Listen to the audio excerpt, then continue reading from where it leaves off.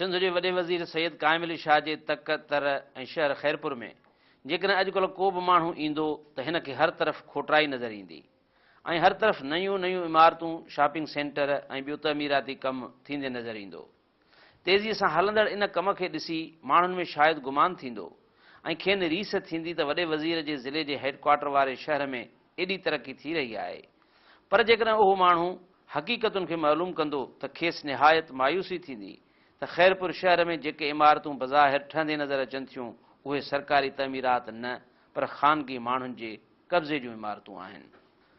ख़ैरपुर शहर में कब्ज़नि जे ज़रिए तमीरात जो कमु निहायत ज़ोर शोर सां जारी आहे ऐं उहो कमु अहिड़े एतमाद सां थी रहियो आहे ॼण त उहे कब्ज़ागीर न पर सरकार जी ख़ासि हिदायतुनि ते कमु करण वारा माण्हू हुजनि जिन खे सरकार जी हिमायत पिणु हासिलु हुजे। ख़ासि करे ख़ैरपुर शहर में अॼुकल्ह जेके कब्ज़ा थिया आहिनि उन्हनि में सरकार जी ताक़तवर धुरियुनि जो ज़रे घटि हिकु जेतिरो हिसो आहे ऐं शहर जे मुख़्तलिफ़ हिसनि ते हुकूमत जा माण्हू अहिड़ी तरतीब सां कब्ज़ा करे रहिया आहिनि ॼण हुननि शहर खे पूरी हिसेदारीअ सां विराए खयो हुजे या ॼण ख़ैरपुर शहर हिकु फतह थियल इलाइक़ो हुजे जंहिंखे चूंड खटींदड़ हाकिमनि माले गनीमत सम्झी विराइणु शुरू कयो हुजे। ख़ैरपुर जे मशहूरु कब्ज़नि में हिकु कब्ज़ो ख़ैरपुर पुलिस जे ए सेक्शन थाणे जे हद में तमीर थींदड़ हिकु 3 मंज़िला शॉपिंग सेंटर आहे जंहिं ते राति ॾींहुं कमु हली रहियो आहे। थाणे जे प्लाट ते तमीर थींदड़ उन शॉपिंग सेंटर ते ख़ैरपुर जी अॼुकल्ह मशहूरी माणींदड़ एसपी नासिर आफ्ताब खे बि ज़रूरत न थी आहे त सिर्फ़ु हू इहो पुछाणो करे सघे त इहो शॉपिंग सेंटर केरु पियो ठहिराए ऐं कंहिंजे मर्ज़ीअ सां पियो ठहिराए। ख़ैरपुर जो हिकु बदनाम या मशहूरु कब्ज़ो यूनिवर्सिटी रोड ते भुरगड़ी रेगुलेटर वारो कब्ज़ो पिणु आहे जिते 99,000 फुटनि जी अरबें रुपयनि जे ज़मीन ते कब्ज़ो कयो वियो आहे। हिन प्लाट ते शहर जे वाड़नि जूं मेहूं ॿधियूं वेंदियूं हुयूं पर मेहुनि जे प्लाट ते थियल कब्ज़े खां पोइ हाणे उहे मेहूं सुबुह जो 7 जे तादाद में यूनिवर्सिटी रोड ते चहलकदमी कंदे नज़र ईंदियूं आहिनि जंहिं करे हिन रोड ते मेहुनि ऐं गाॾियुनि जा हादसा रोज़ जो मामूल आहिनि। ख़ैरपुर जो हिकु ॿियो कब्ज़ो रोहिड़ी कैनाल भरिसां हिंदुनि जे मसणनि वारे प्लाट जो कब्ज़ो पिणु आहे जिते पिणु वारी लहराए प्लाटिंग करे उन जे विकिरे जा बोर्ड लॻाया विया आहिनि। लुकमान वारी ओवर ब्रिज जेका 7 साल जो अरसो गुज़री वञण बावजूदि न ठही आहे जंहिंखे हितां जे माण्हुनि हाणे ख़्वाब सम्झी विसारणु शुरू करे छॾियो आहे उन पुल जे हेठां वारनि प्लाटनि ते पिणु कब्ज़ा कया विया आहिनि। उनखां सवाइ ख़ैरपुर जे मालपीड़ीअ वारे प्लाट ते ऐं वॾे गोश्त वारे मार्केट ते पिणु कब्ज़ा माफ़िया न रुॻो कब्ज़ा कया आहिनि पर उन्हनि कब्ज़नि जे मालिकीअ जा काग़ज़ ऐं सरकारी दस्तावेज़ पिणु ठहिराए रखिया आहिनि। उनखां सवाइ ख़ैरपुर शहर जे मशहूरु कब्ज़नि में सब्ज़ी मार्केट लॻ सरकारी बंगले खे ड्राहे उते शॉपिंग सेंटर ठाहिणु 5 गुला चौक ते पार्किंग एरिया ठाहिण जे बहाने कब्ज़ो पिणु शामिल आहिनि।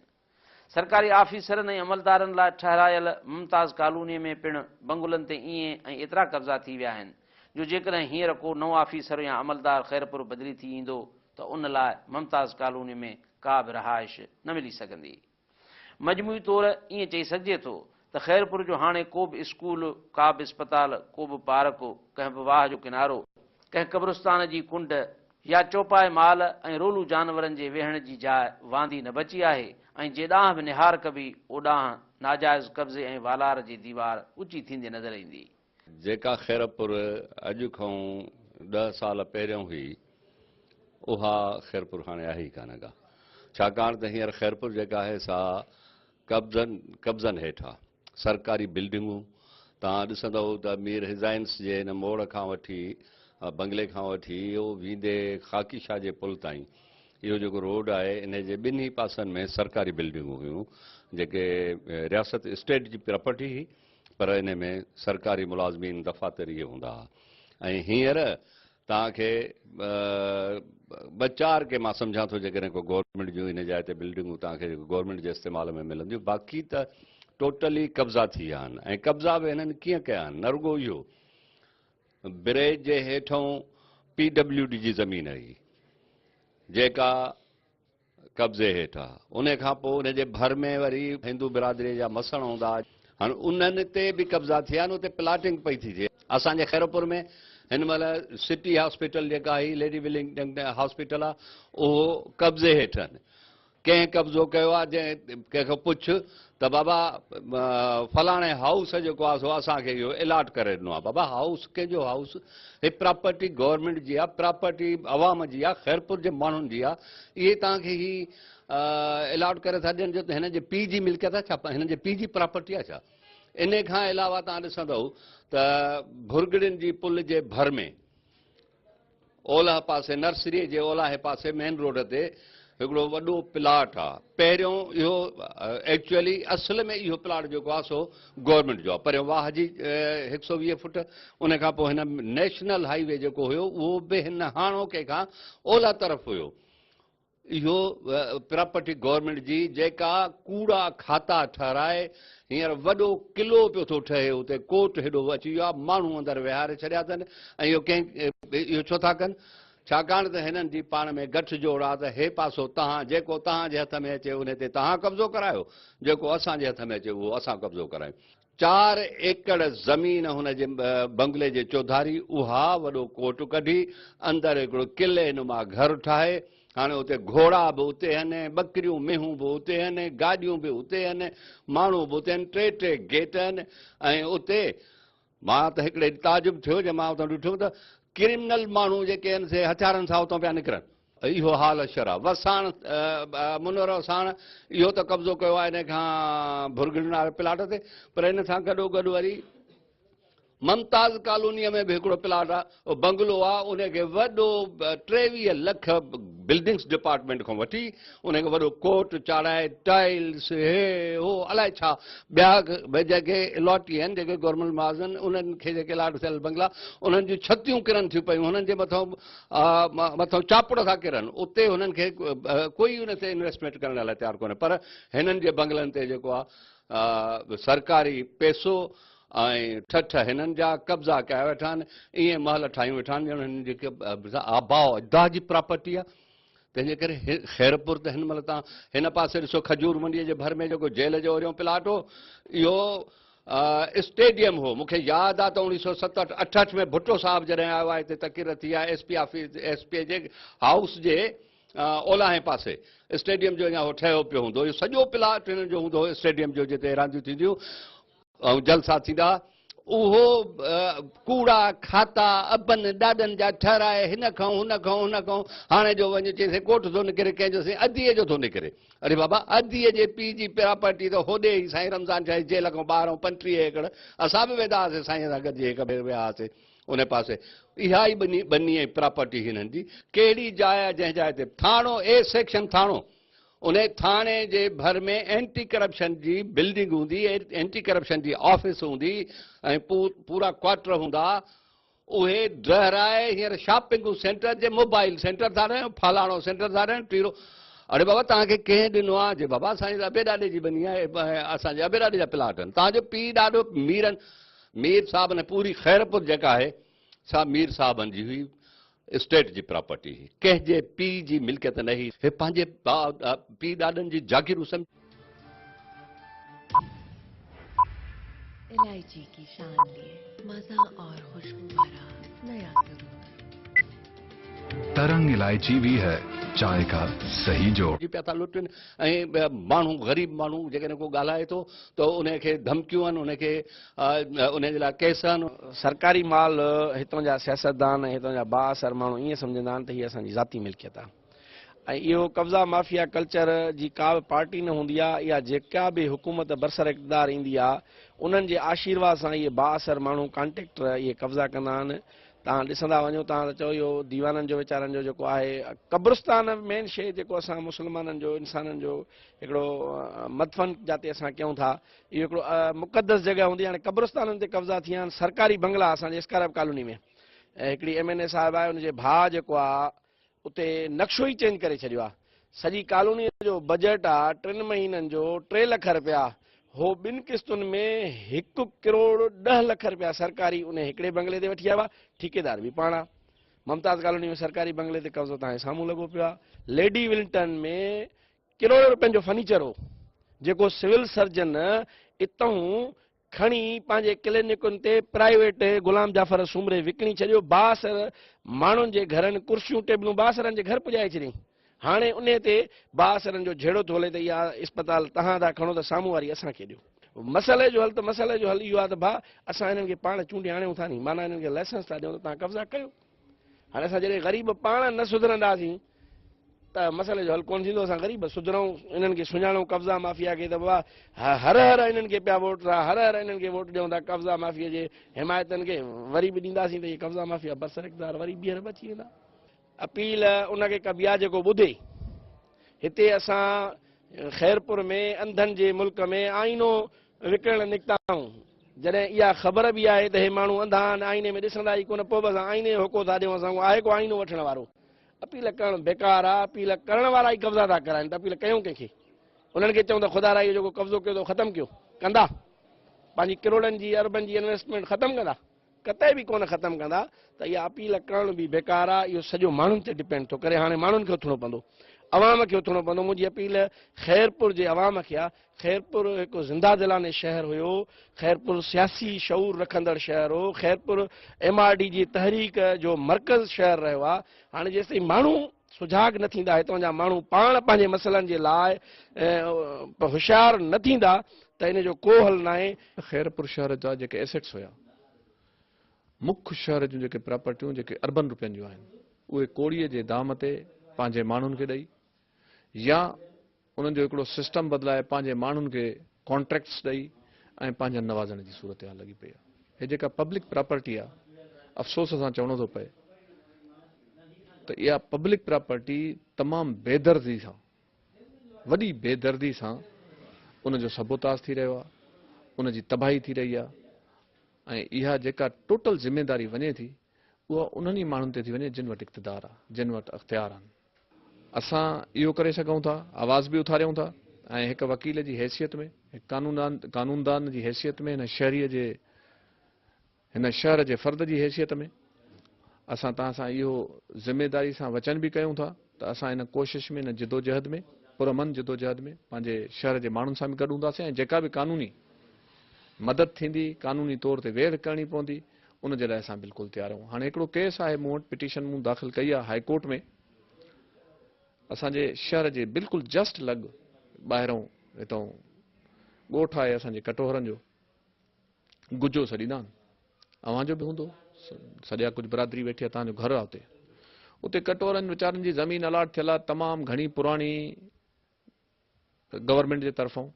हाणे हिननि जा लैंड माफ़िया जा माण्हू अची ज़बरदस्ती हुननि जी ज़मीनुनि ते अची कब्ज़ो करे वेठा आहिनि। हुन जा खाता ठहियल उहे उन्हनि खे कोन था मिलनि पिया, भंजंडरा लॻी पई आहे, उहो किरोड़नि जूं अरबनि जूं मिल्कियतूं उन्हनि ते अची हिननि माण्हुनि कब्ज़ा करे ऐं प्लाटेशन जो सिलसिलो शुरू करे छॾियो।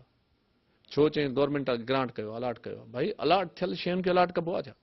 हिकिड़ा जेके माण्हू जिन जी सदन खां महिनत आहे, जिन माण्हुनि 50 साल 100 साल खां महिनत करे अबनि ॾाॾनि खां हिकिड़ियूं ज़मीनूं आबाद कयूं, उते अची पंहिंजा घर ठाहे वेठा आहिनि, उन्हनि जॻहियुनि ते अहिड़े क़िस्म जी कब्ज़ाखोरी, सफ़ा हिकिड़ो कानून नाले का शइ बची कोन्हे का। हितां जूं जेके बि गवर्नमेंट जूं प्रॉपर्टियूं आहिनि, उन में असांजो अप्फा स्कूल आहे, इरिगेशन जी लैंड आहे, पुलिस स्टेशन ए सेक्शन जी पुलिस स्टेशन आहे उहा, ऐं शहर जा बंगला, स्कारप कॉलोनी जा बंगला, ममताज़ कॉलोनीअ जा बंगला, ऐं पंहिंजे माण्हुनि कारकुननि खे, पीपुल्स पार्टीअ वारनि पंहिंजे जियालनि खे बख़्शिश तोहफ़े में करे ॾिना आहिनि।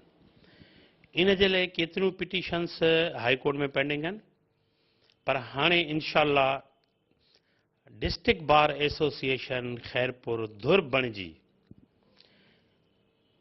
इन्हनि माफ़िया जे ख़िलाफ़ डायरेक्टर ह्यूमन राइट्स में पिटीशन फाइल कंदुसि। सखर में नेब कोर्ट अची वई आहे।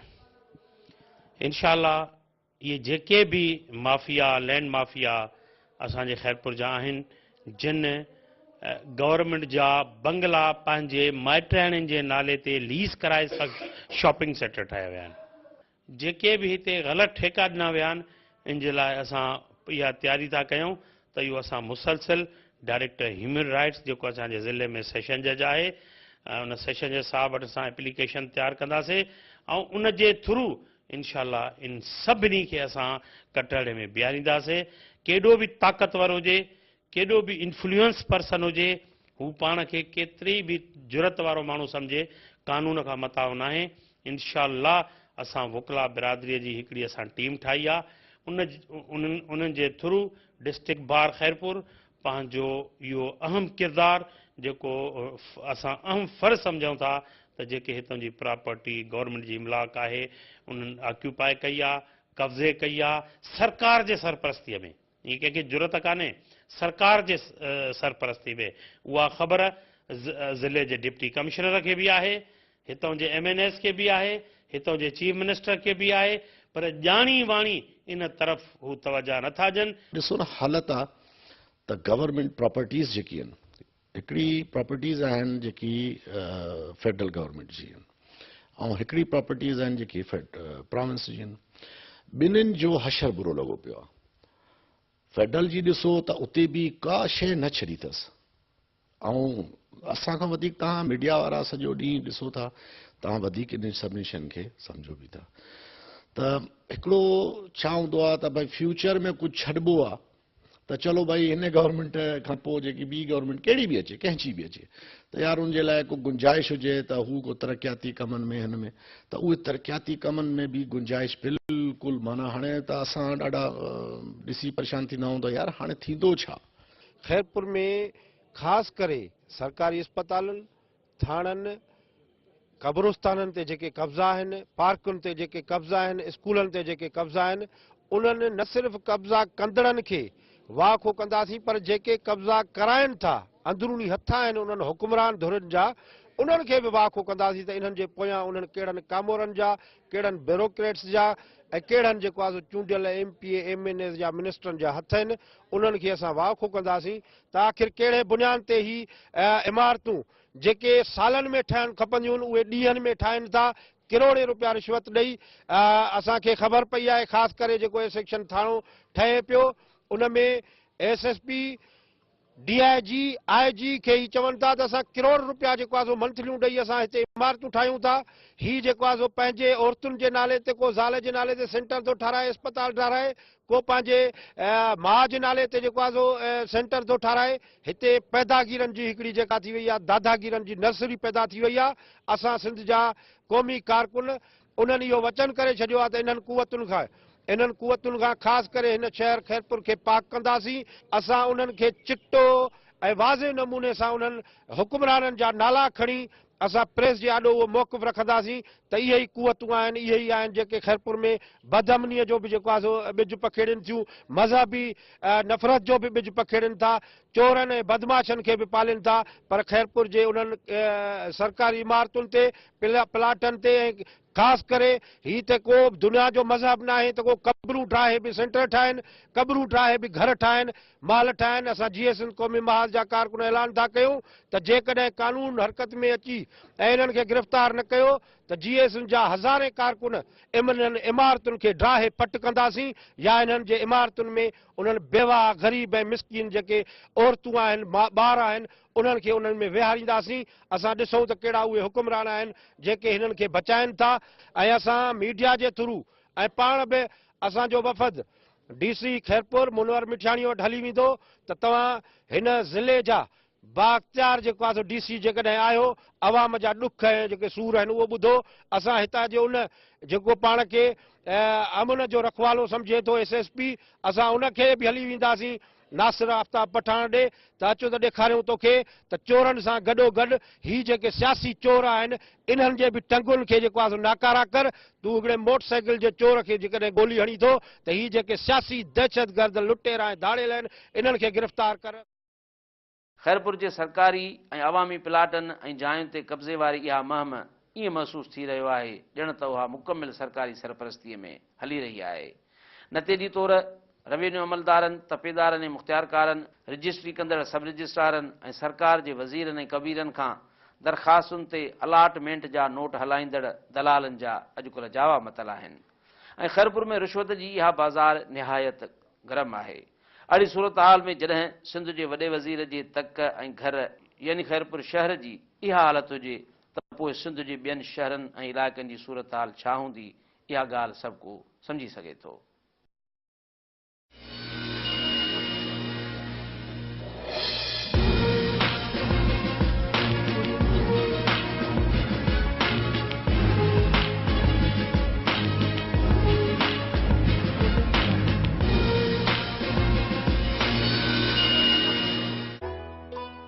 जो हू घर मां निकिरे थो मुंहिंजी चाह बि पाण सां खणी वञे थो।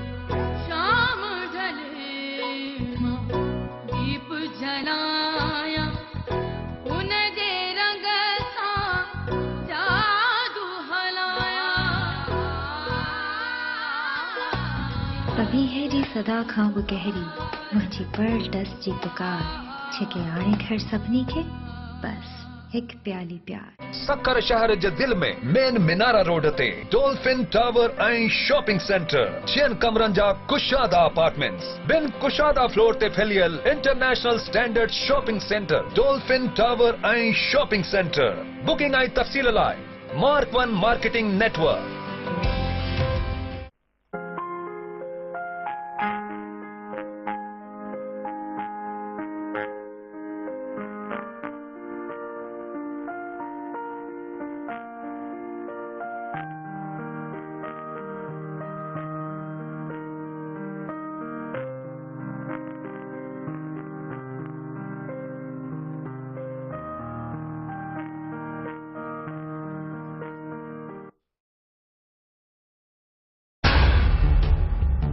हज़ार सालनि खां तहज़ीब ऐं तमदुन जो मर्कज़। अरबें खरबें रुपयनि जूं बजेटूं पर पोइ बि सिंध देवालपणे जो शिकार। जंहिं बि खाते जो खातो खोलिजे थो त उहो खातो ई ख़ाली ऐं खोखलो। चोरियूं खुरूं धाड़ा तोड़े क़बाइलियत जे नाले में क़त्लेआम। क़बाइली जरगा कीअं ऐं छो था थियनि? जरगाई भोतारनि मां कानून जो भउ छो ख़तम थी वियो आहे? करोड़पति तपेदारनि मुख़्तियारकारनि ऐं बाला ऑफिसरनि जी हींग।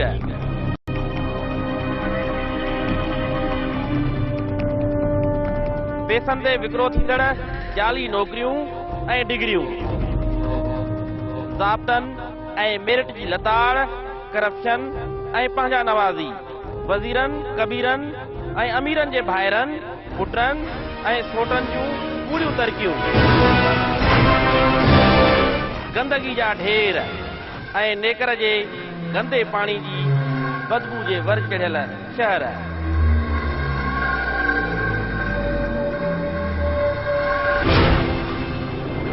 अवाम जो खून चूसींदड़ ऐं भूं जे हितरनि खे बि न बख़्शींदड़ अमलदार। इंसाफ़ ऐं कानून जा समूरा इदारा ऐवान ऐं कामोरा भोतारनि जा बांदी बणियल। नौकरी मुक़ररी ॿधी छोड़ी हर कम भोतारनि जी चिठी जे ताबे। आख़िर छो? समाज खे तरक़ी बजाए तबाही ॾांहुं वठी वेंदड़ हुक्मरानी जे हिन अंदाज़ मां सिंध जी निजात कीअं थींदी? रियासत कानून ऐं हुकूमती अमलदारी किथे आहिनि? 21वीं सदी जी सिंध पंहिंजे जिस्म ते चुहटियल लाकानूनियत अकरबा परवरी ऐं करप्शन जे कीड़नि खां छुटकारो चाहे थी। उन लाइ सभिनी खे सॾ में सॾ ॾेई आवाज़ बुलंद करणो पवंदो। सुठी हुक्मरानी जी बहाली सिंध जी खुशहाली।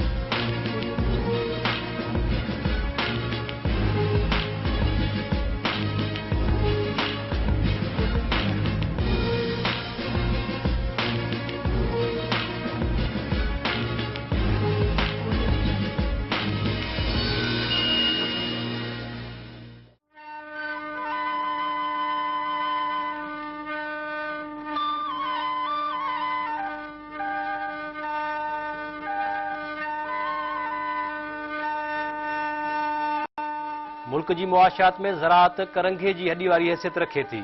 ॾींहों ॾींहुं वधंदड़ आबादी खे मोहणण लाइ मुल्क अंदरि जिते साॻी ज़मीन में हिक खां वधीक फसल पोखण समेत हाइब्रिड बिज पोखे खोराक जी खोट खे मोह ॾियण समेत मुआशी हालत बेहतर करण जी कोशिश कई पई वञे, उते मुख़्तलिफ़ क़िस्म जे पोखी पिण ज़मींदारनि पारां कई पई वञे।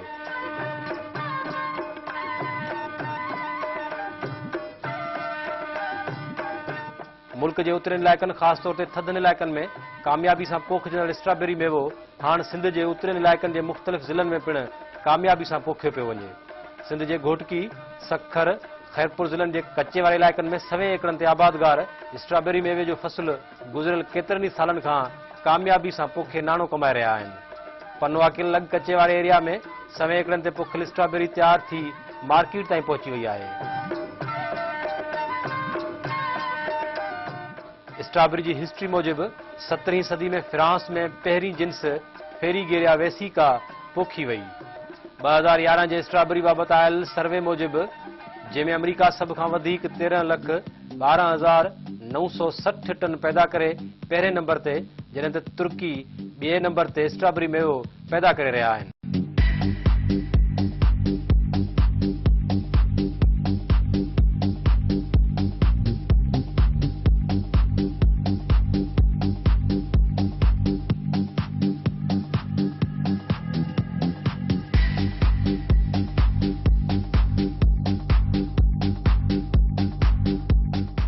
मुख़्तसिर 3 महीननि जे अरसे में तयार थींदड़ स्ट्रॉबेरी मेवे लाइ लटासी ज़मीन जी ज़रूरत हूंदी आहे, जॾहिं त स्ट्रॉबेरी जो ॿिज पनीरी जी सूरत में सवाद समेत 2 इलाइक़नि मां घुरायो वेंदो आहे। पन्याकिल जो स्ट्रॉबेरी पोखींदड़ आबादगार सिंध टीवी न्यूज़ सां ॻाल्हाईंदे चवे थो त ॿियनि फसलनि जी भेट में हिन फसल में काफ़ी महिनत करणी पवे थी, जॾहिं त ॿिज सवाद मां अचण करे ख़राब बि थी वञे थो। स्ट्रॉबेरी जो फसल तमामु हिकिड़ो अनमोल फसल आहे। पहिरियों नंबर फ्रूट आहे।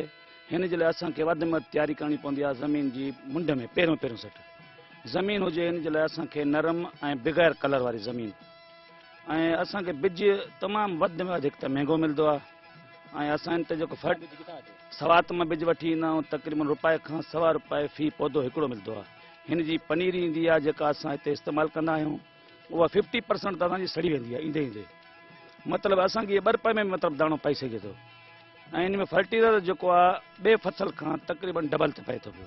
हीअ तक़रीबन सेप्टेंबर जी 15 खां 20 ताईं पनीरी असांजी पहुची वेंदी आहे, 25 ताईं बि उहा पनीरी असां हिते लॻाराईंदा आहियूं, जेका असांजी जनवरी जी 20 तारीख़ शुरू थींदो आहे। मतिलबु हिकु जरेब मां 2-2, 3-3 पैकेट स्टार्टिंग मिलंदा आहिनि।